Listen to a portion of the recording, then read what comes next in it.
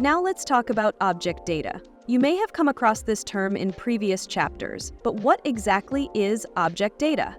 It refers to the unique data associated with each object. If you open the drop-down under each object in the outliner, you can see the different types of data it contains. In this list, the orange icon represents the object itself, while the green icon represents the object's data. In the Properties panel, under the Data Properties tab, the contents will change depending on the type of data the active object has. If you want to rename the data, you can do so by changing the name in this bar. Alternatively, you can double-click on the name in the outliner to rename it. Let's rename the cube's object data to Original. Now, while in object mode, select the cube and go to the Object menu, then click Duplicate Objects, or you can use the shortcut Shift-D to duplicate it.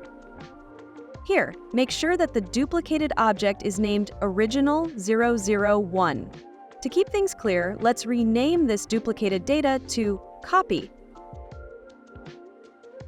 There are two types of duplication.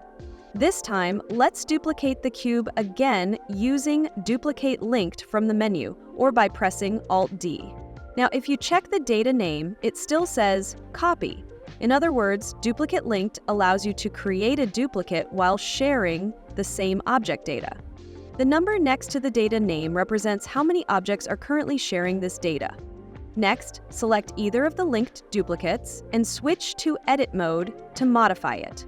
As you can see, both objects share the same object data, so any changes made to one will also affect the other. However, the original cube remains unchanged. If you change the original cube's mesh data to Copy, it will also be linked to the other two, and they will all share the same shape changes. For example, if you need to place a large number of identical meshes in the 3D viewport, using linked duplicates can reduce data usage while allowing you to edit all instances at once.